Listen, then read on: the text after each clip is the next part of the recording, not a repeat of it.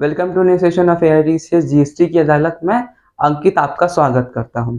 So viewers, we shall discuss an important court case that have a great effect on assessment proceeding of GST department.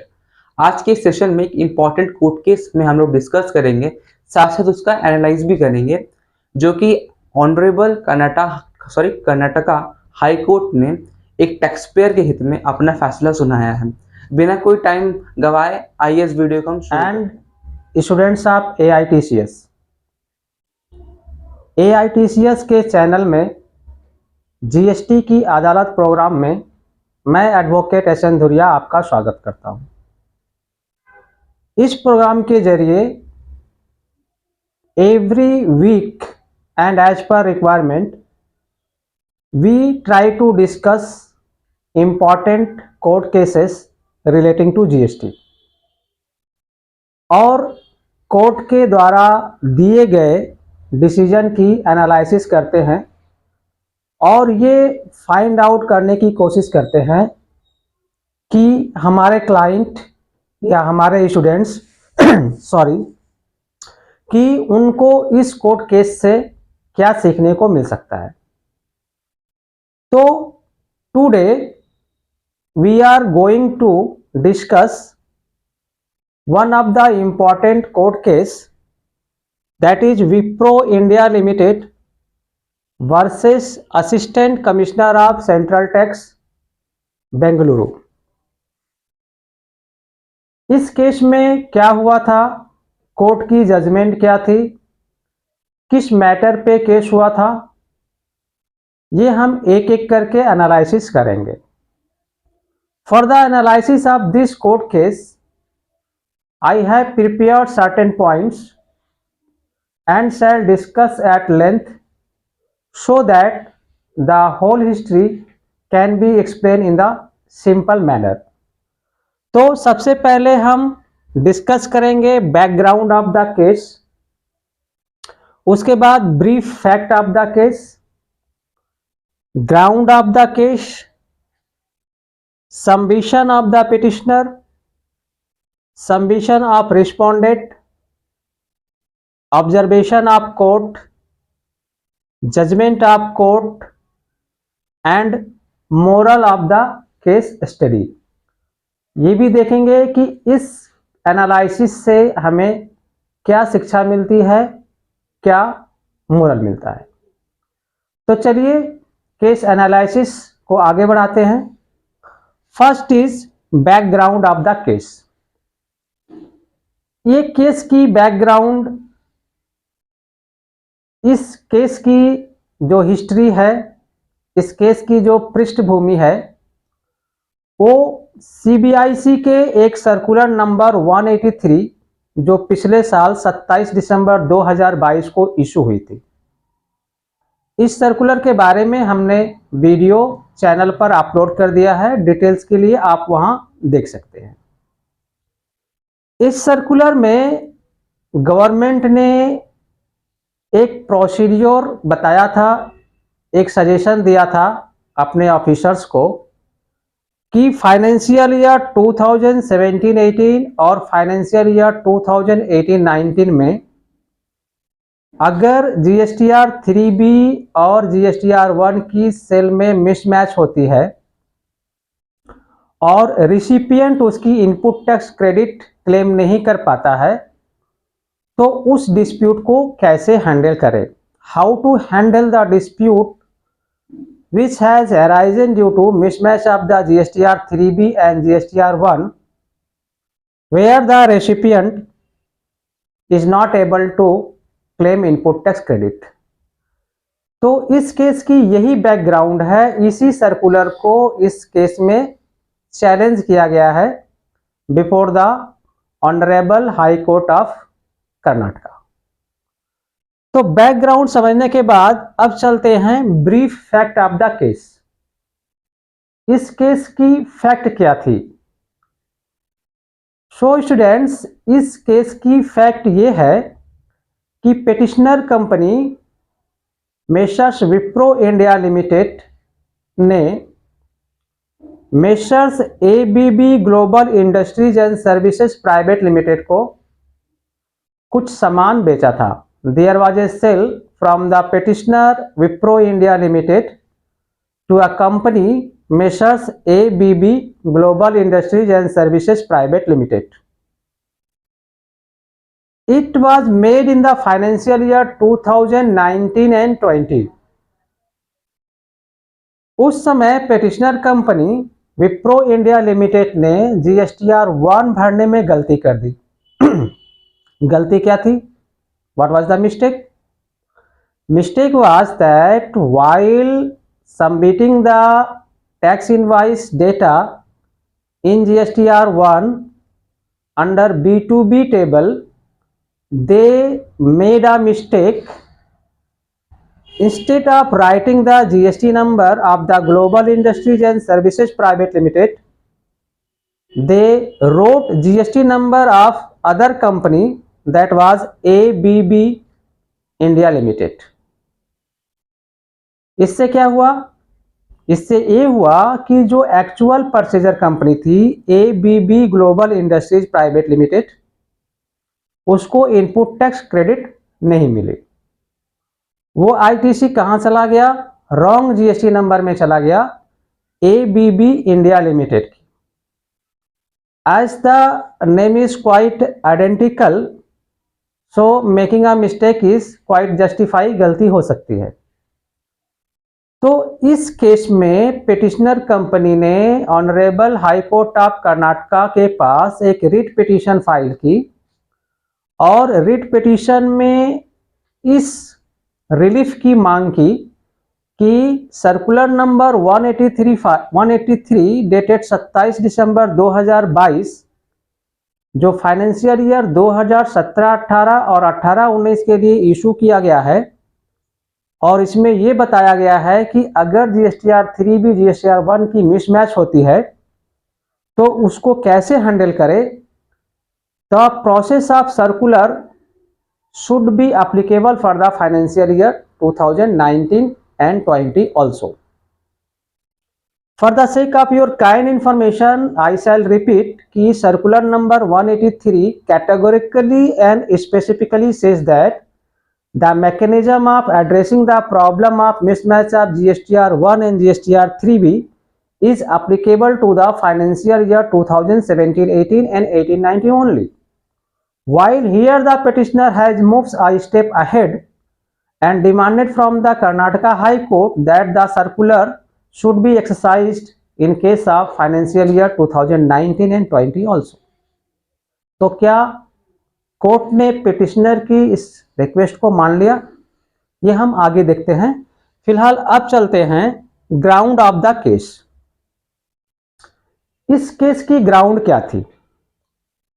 इस writ petition में petitioner company ने बहुत सारे ground लिखे थे, लेकिन जो हमारा subject matter for the discussion today है वो है main ground that is related with the core subject of the circular number 183, जो सर्कुलर नंबर 183 के इर्द गिर्द घूमता है।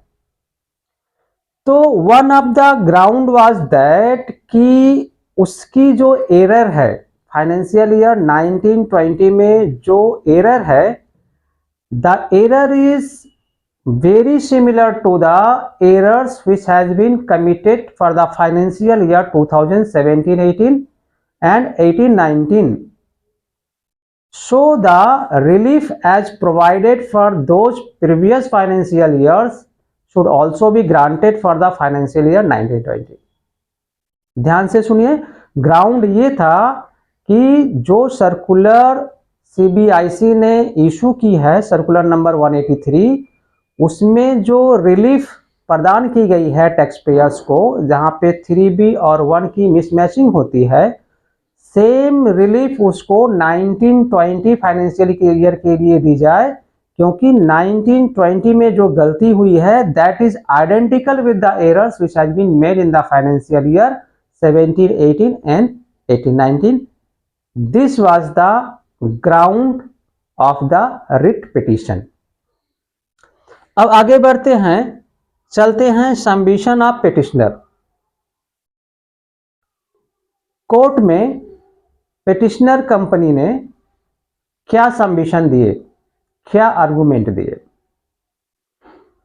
सो students, here the petitioner company has argued that they have made a bona fide mistake। Mistake क्या थी? GSTR 1 में B2B table में जो एक्चुअल परचेज था messrs ABB Global Industries and Services Private Limited, उसकी GST नंबर ना दे करके दूसरी कंपनी ABB इंडिया लिमिटेड की GST नंबर दे दी गई थी, और इससे जो करेक्ट परचेजर है messrs ABB Global Industries and Services Private limited, उसको इनपुट टैक्स क्रेडिट नहीं मिल पा रही थी। सो दे आर्गूड दैट कि ये हमारा मिस्टेक बोनाफाइड मिस्टेक है। There is no there was no intention for the evasion of tax. So the relief granted in 1718 and 1819 through circular number 183 should be extended to the financial year 1920। ये ground था petitioner company का। अब चलते हैं submission of respondent. Respondent company का क्या submission था? यह रिस्पोंडेंट कौन है? यह कंपनी ने 5 पार्टी को रिस्पोंडेंट बनाया, लेकिन पांचों के बारे में हम डिस्कस नहीं करेंगे। यहां जो मेन रिस्पोंडेंट था वो है assistant commissioner of central tax Bangalore. He is the respondent number 1। while answering the allegation made by the petitioner, the respondent company has submitted that the circular number 183 dated 27 December 2022 is categorically and specifically meant for addressing the problem of GSTR 3B and GSTR 1 for the financial year 1718 and 1819, so the benefit cannot be extended for the financial year 1920 because it is not within the power of the CBIC।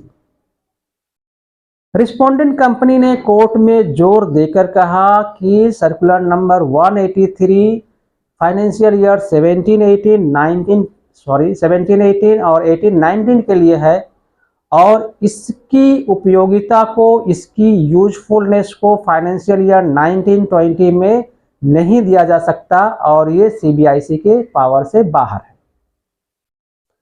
अब माननीय high court of Karnataka ने petitioner और respondent की दलीलें सुनी। दलील सुनने के बाद कोर्ट ने क्या ऑब्जर्व किया? What was the observation of the court? Court has gone through the fact, ground, arguments of both the parties and observed that the errors which have been made in the financial year 2019-20 are quite identical for the problems which has been discussed in circular number 183 dated 27 December 2022। Court ने बहुत ध्यान से observe किया और पाया कि 19-20 में जो मिस्टेक हुए हैं, सेम मिस्टेक के लिए CBIC ने सर्कुलर 183 ऑलरेडी इशू कर दिया है, और उसमें बताया है कि इस तरह की समस्या का इलाज क्या है। तो for the sake of the justice, why the benefit of circular number 183 should not be extended for the financial year 1920। ये बात कोर्ट ने ऑब्जर्व की। ऑब्जर्व करने के बाद जजमेंट क्या दिया कोर्ट ने? कोर्ट ने रिटन जजमेंट दिया, और उस जजमेंट में ये बात लिखी कि the benefit of circular number 183 dated 27 December 2022 regarding the mismatch of ITC as declared in GSTR 2A and GSTR 1, although applicable for financial year 17-18 and 18-19, but the relief can be extended for the financial year 19-20 when the errors are identical. Judgement को मैं फिर से बोलता हूं। Karnataka high court ने ये निर्णय दिया कि सर्कुलर नंबर 183 जो 27 दिसंबर 2022 को सीबीआईसी के द्वारा इशू की गई थी, वो निश्चित रूप से फाइनेंशियल ईयर 2017-18 और 2018-19 के लिए थी। उस सर्कुलर में गवर्नमेंट ने इस बात की प्रोसेस को समझाया था कि अगर इनपुट टैक्स की क्रेडिट जेन्युइन परचेजर को सप्लायर के द्वारा की गई गलतियों से नहीं मिलता है तो उसके लिए सीए की सर्टिफिकेट अगर आईटीसी 5 लाख से ऊपर है या फिर सप्लायर की सर्टिफिकेट अगर वो 5 लाख से नीचे है दे दिया जाए तो input tax credit GST department grant कर देगा। कोर्ट ने ये पाया कि अगर ये लिमिटेड रिलीफ है sorry for the financial year 17-18 और 18-19 के लिए, तो इस रिलीफ को 19-20 के लिए भी एक्सटेंडेड किया जा सकता है। मतलब सर्कुलर नंबर 183 17-18, 18-19 और 19-20 के लिए भी लागू होगा। अब चलते हैं मोरल ऑफ द केस। ये जो हमने एनालिसिस किया इससे हमें क्या शिक्षा मिलती है, टैक्स पेयर को क्या शिक्षा मिलती है, एआईटीसीएस के स्टूडेंट्स को क्या शिक्षा मिलती है, and what moral all the persons who are directly involve in GST उनको क्या मिलती है। तो through the analysis of this court case I would like to suggest that कि अगर किसी को भी इस तरह की प्रॉब्लम है कि फाइनेंशियल ईयर 2019-20 में भी उनका जीएसटीआर 1 में गलती से डेटा चला गया था जिसकी वजह से उनका जो कॉरस्पॉन्डिंग कस्टमर है वो इनपुट टैक्स के क्रेडिट नहीं पा रहा है और 2017-18, 18-19 का सर्कुलर नंबर 183 का फ़ायदा 2019-20 में नहीं मिल रहा है, तो केस करते समय कर्नाटका हाई कोर्ट के इस रिट पिटीशन का रेफरेंस जरूर दे। रिट पिटीशन नंबर स्क्रीन पे दिया जा रहा है, आप उसे देख लें और समझ लें। जब भी इस तरह का कोई प्रॉब्लम हो तो as a precedence of the case इस रेफरेंस को आप दे सकते हैं so that you can win the case. So viewers, hope that कि आज की कोर्ट एनालिसिस प्रोग्राम जीएसटी की अदालत आपको समझ में आ गई होगी। If anyone has any comment, any suggestion, any remarks, any question, please write in the comment box. Thanks for watching.